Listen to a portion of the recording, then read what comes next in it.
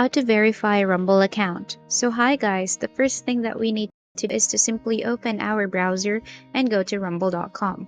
Once you're in the page, log in, and when you're logged in, go to the upper right hand side and click on your profile icon.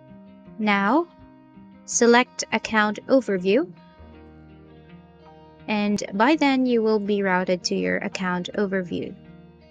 In the right hand section, you can see different options.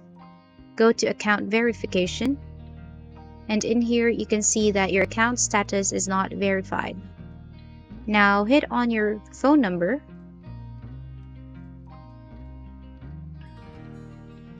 and either choose mobile phone or call me.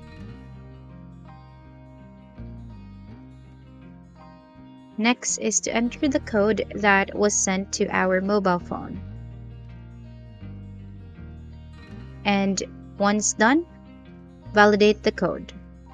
That's about it for today's video, guys. Thank you so much for watching and hope you guys enjoy.